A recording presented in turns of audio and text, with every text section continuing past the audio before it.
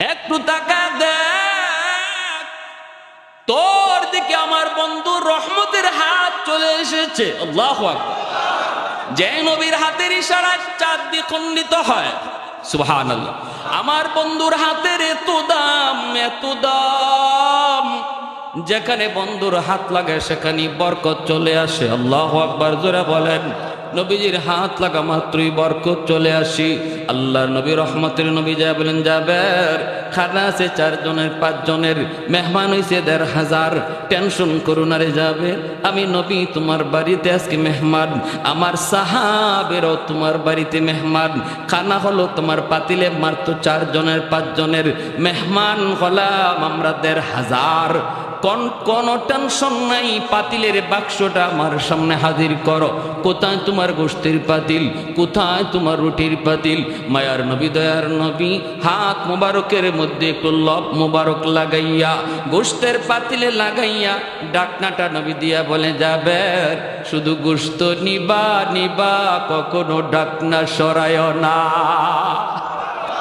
আল্লাহ, এ গর্ত আমার বন্ধুর হাতের এত দাম, এত দাম।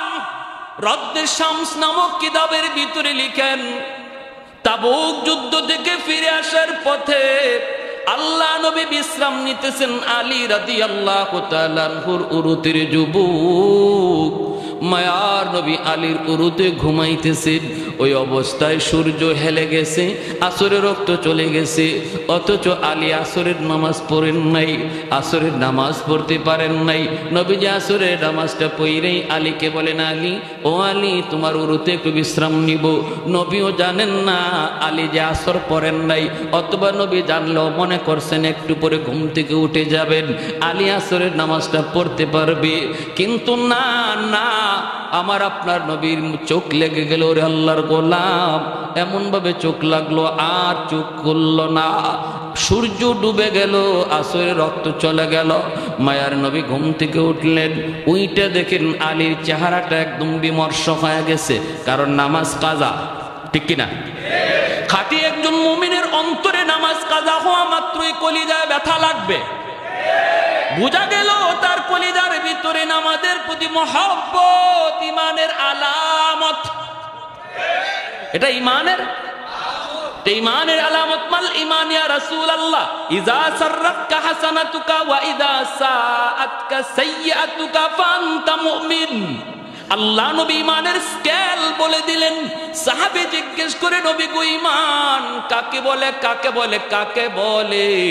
আল্লাহর নবী বলেন, যখনই কোনো নেক কাজ করবা তখনই দেখবা দিলে শান্তি লাগে, আর গুনাহ হলেই অন্তরে অশান্তি লাগে, বুঝবা তোমার কলিজায় ঈমান আছে। আর যদি গুনাহ করার পর কলিজায় ব্যথা না লাগে, বরং আরো অন্তরে খুশি হও, কষ্ট, বড় আফসোস। আজকে আমাদের যুবক ভাইদের দিকে তাকাইলে অন্যায় করতেছে হাসতে হাসতে, অন্যায় করার আগেও কোনো অনুভূতি নাই, গুনাহ করার পরেও কোনো অনুশোচনা নাই। নবী বলে, ইমানের আলামত না এটা, ইমানের আলামত না রে যুবক। তোমার খাতিরে আল্লাহ আসমান বাঁচায় রাখছে, জমিন বাঁচায় রাখছে। রব্বুল আলামিন কয়, রে জমিন থাম থাম, জমিনে যেই পরিমাণ গুনাহ হয়, এই হারে যদি জমিনে গজব আসতো বহু আগেই জমিন ধ্বংস হয়ে যাইত। কিন্তু এরপরও আমি আল্লাহ কেন জমিন ধ্বংস করি না জাননি? ওয়াশাবাবু খুশা, জমিনে এমন কিছু যুবক আছে যেই যুবকের কলিজায় আমি আল্লাহর ভালোবাসা, যেই যুবকের কলিজায় আমি আল্লাহর ভয়, যেই যুবক যৌবনে আমি আল্লাহকে ভয় করে চলে, অন্যায় কাজে যায় না, মদ গান্জার দিকে যায় না, বাপ মার সাথে বেয়াদবি করে না, মুরব্বীদের সাথে খারাপ আচরণ করে না, গান বাজনার আয়োজন করে না, না না, ওই যুবককে মসজিদে পাওয়া যায়, উলামায়ে কেরামের সাথে চলতে দেখা যায়। অথচ যৌবনের চাহিদা ছিল তার গুনার দিকে দৌড়ানো, সেই পাগলা গোরার লাগাম টেনে ধরছে। রব্বুল আলামিন বলে, ফেরেশতারা শুন শুন, ওই যুবকের কলিজার দিকে যখন আমি আল্লাহ তাকাই, তখন এই জমিনের প্রতি আমার মায়া লেগে যায়।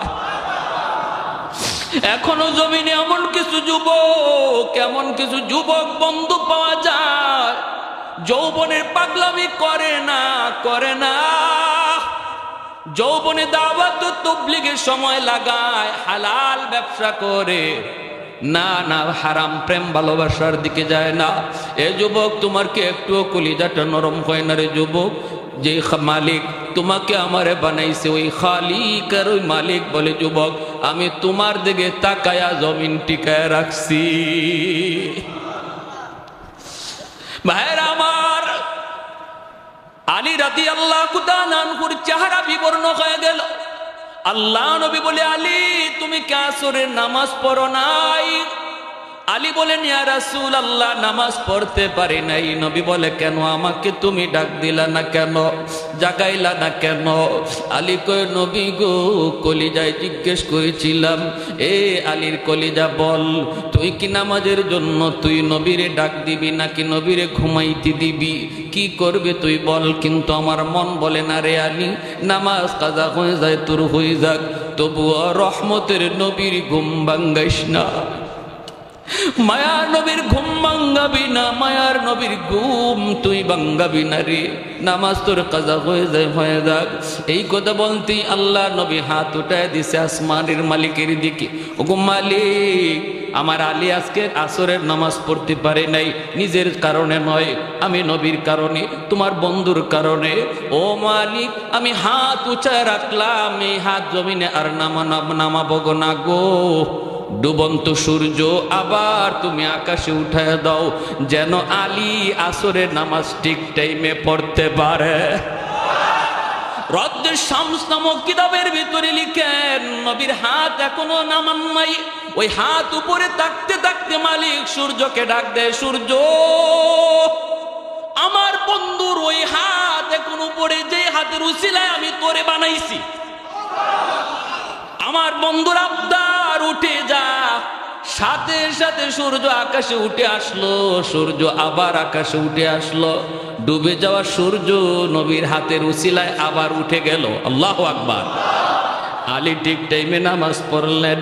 ওই নবী যখন হাত বাড়ায় গর্তের দিকে, আল্লাহ কয়ে, রে গর্ত, আমার বন্ধুর হাত চলে এসেছে, এখন আর রশি নয়, মুই নয়, অন্য কোনো মানুষের হাতও নয়, আমার বন্ধুর হাত তোর ভিতরে চলে এসেছে, আর দেরি করবি না, আবু জাহেলকে উপরে উঠায় দে। লিফটের মতো মাটি আবু জাহেলকে উপরে উঠায় দিছে, আর আমার আপনার নবীর হাত ধরেছে, নবীজি টান দিয়া তার উপরে উঠায় নিছে। कौनैन मुख्तार खुदा तुमको बनाया, कौनैन मुख्तार खुदा तुमको बनाया, उम्मत का निगाहबान खुदा तुमको बनाया, उम्मत का निगाहबान खुदा तुमको बनाया। मौला मेरा आका मेरा रहमत के नबी है, तजदार मदीना है तो माहे अरबी है, तजदार मदीना है तो माहे अरबी है। अशजार ने देते हैं नबूवत के शहादत, तशकीक कमर में है तो अंगुल की इशारात, तशकीक कमर में है तो अंगुल की इशारा। अल्लाह अकबर। जोरे बोले नबी कय, চাচা এবার কালেমাটা পড়ালাম। গর্তের ভিতর থেকে ওয়াদা দিছিল উঠলি কালেমা পড়ব, ঠিক না? নবী কয়, চাচা তুলসী তো, এবার কালেমাটা পড়েন। মায়ার নবী কত চেষ্টা করছেন প্রিয় মানুষগুলাকে, রক্তের মানুষগুলিকে হেদায়েতের পথে আনার জন্য, কত আপ্রাণ চেষ্টাই না মায়ার নবী করছেন। তারপরে নবী বলেন, চাচা গো, ও চাচা আমি তো আপনার কথা মানছি, এবার একটু আমার কথাটা মানেন। আবু জাহলকে, বাতিজা রে, তুমি যে অত বড় জাদুকর আগে জানি না। কপালে কি নাই? কি নাই? ইন্নাকা লা তাহদি মান আহবাবতা ওয়ালাকিন্নাল্লাহ ইয়াহদি মান ইয়াশা। আল্লাহকে বন্ধু, হেদায়েত এটা কোনো মানুষের হাতে আমি রাখছি না, এটা শুধু আমার হাতে। তোমার কাম দাওয়াত দেওয়া, কে নিব আর কে নিব না এটা জানি আমি আল্লাহ। উলামায়ে কেরামের কাম হলো ওয়াজ শোনানো, উলামায়ে কেরামের কাজ হলো হক বাতিলের পরিচয় জানানো, উলামায়ে কেরামের কাজ হলো আলো অন্ধকারের পরিচয় শোনায় দেওয়া, জানায় দেওয়া। মানবে কে আর মানবে না কে এটা কার হাতে? আমাদের দায়িত্ব লাস্তা আলাইহিম বিমুসাইতির, দারোগা নই, পিটানো আমাদের দায়িত্ব নয়, জোর করো আমাদের দায়িত্ব নয়। আমাদের দায়িত্ব শুধু শোনায় দেওয়া, ভালো অন্ধকার পরিচয় শোনায় দেওয়া, যে দায়িত্ব মায়ার নবীর ছিল। উলামায়ে কেরাম সেই দায়িত্ব নিয়ে মাঠে ময়দানে কাজ করে, কিন্তু কারা আসবে আর কারা আসবে না সেটা কার হাতে? এজন্য এত সুন্দর আখলাকওয়ালা নবী, যেন সেই যে নবীর আদর্শ আমার জীবনের প্রতিটা সেক্টরে আমি প্রতিনিধি, জনপ্রতিনিধি, দায়িত্বশীল। মায়ার নবী মদিনার রাষ্ট্রনায়ক, নজির আসেনি না নাই? আদর্শের নজির আসেনি না নাই? ফাতেমা মায়ার নবীর কুরাইশ বংশের মহিলা চুরির দায়ে ধরা পড়লো, আল্লাহর নবীর বংশের মহিলা চুরির দায়ে ধরা পড়লো। এইবার চুরির অপরাধ কি হাত কেটে দেওয়া? কিন্তু এই মহিলার হাত কাটলে কুরাইশ বংশের ইজ্জত যায়, নবীর বংশের ইজ্জত যায়। সাহাবায়ে কেরাম মায়ার নবীর কানে এই কথাটা কে শোনাবে? নবী গো, এই মহিলাটার বংশ আপনার, অতএব হাত কাটতেন না, বিচারটা একটু হালকা করা যায় কিনা, এই কথাটা নবীর কানে কে শোনাবে? সবাই মনে করতেছে শোনানো দরকার, কিন্তু শোনাবে কে? কেউ এই দায়িত্ব নেয় না। আবু বকর সিদ্দিককে বলা হয়, সিদ্দিক আপনি যান, আপনি নবীর হিজরতের সাথী। সিদ্দিক আকবর বলে, আমাকে সব করতে বলো, এটা পারবো না, কারণ এটা পারবো না। হযরত ওমরকে বলে, ওমর যাও। ওমর বলে, আমি সব পারবো, এটা পারবো না। ওসমান বলে, আমি পারবো না। আলী বলে, আমি পারবো না। কেউ বলে, আমি পারবো না। শেষ পর্যন্ত সাহাবীরা সিদ্ধান্ত নেয়, একটা ছোট বাচ্চা নিপাও দেখো, যে বাচ্চাটারে মায়ার নবী মায়া করে, অনেক আদর করে, আর তারে আমরা মুখস্থ করাইয়া কথাটা পাঠাই।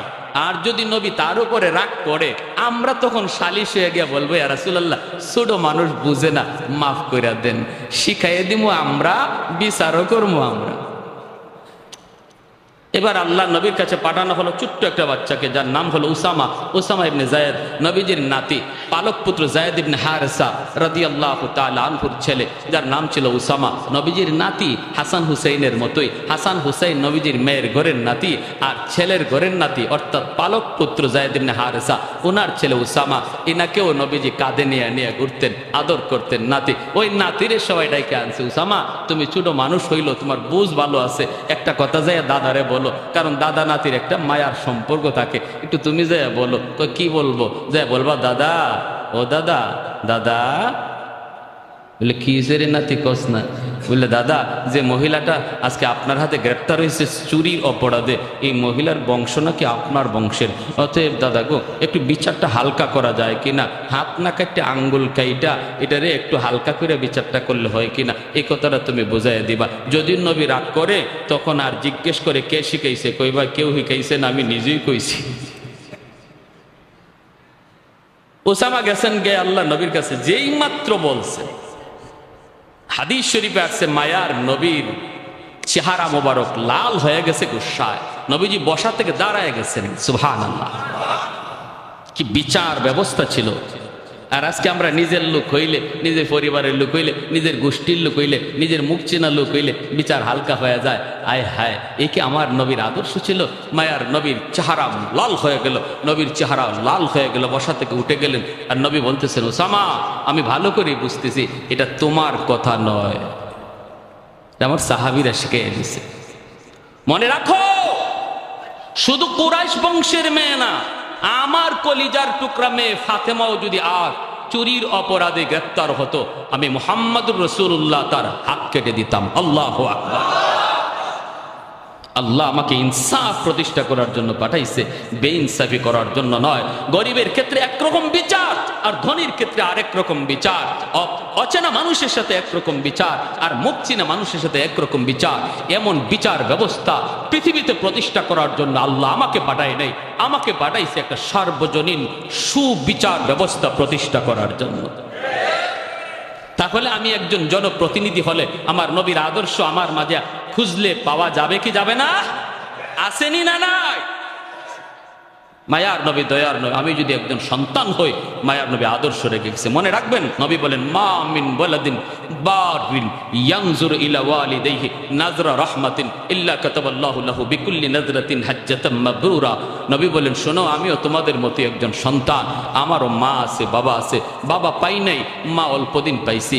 উম্মতেরা শোনো, মায়ার নজরে, মায়ার নজরে শুধু বাপ মার চেহারার দিকে তাকায় রইছো তুমি, কোনো কথা না, শুধু একটু মায়ার নজরে তাকাইছো, আল্লাহ তোমার ওই নজরে নজরে কবুল হজের সওয়াব দান করবে।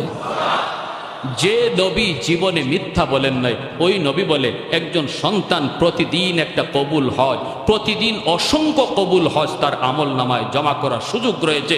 হাসরের মাঠে দেখবে তার আমল নামায় হজ, বলবে, মালিক আমি দুনিয়ায় হজই তো করি নাই, এতগুলা হজ আসলো কোত্থেকে? আল্লাহ, এটা আমার আমল নামা না, এটা অন্য কারো আমল নামা। মালিক, তোমার ফেরেশতারা ভুল করে কারো আমল নামা আমাকে দিয়ে দিছে, আমারটা জানি কার কাছে দিয়ে দিছে। আল্লাহ বলবেন, কও কি তুমি? বলে, হো, তোমার ফেরেশতারা ভুল করছে, এটা আমার না। আল্লাহ বলবে, আমার ফেরেশতারা ভুল করে না, কেমনে তুমি কও ভুল? আল্লাহ, আমি জীবনে হজই করি নাই, অথচ আমার আমল নামা দেখা যায় 1000 2000 হজ। যে বাপমার দিকে বেশি বেশি তাকাইছে তার জীবনে লক্ষ হজ, আমল নামায় লক্ষ হজ। আল্লাহ, এটা আমার আমল নামা নয়, ফেরেশতারা ভুল করছে। রব্বুল আলামিন বলবে, বান্দা শোনো, আল্লাহ তখন, হাদিস শরীফে আসছে, আল্লাহ পাক তখন কুদরতি মুচকি হাসবেন। সুবহানাল্লাহ। তার কথা শুনে আল্লাহ কুদরতি মুচকি হাসবেন আর বলবেন, না, আমার ফেরেশতারা ভুল করে না বান্দা, যা দেখছো এটা তোমারই।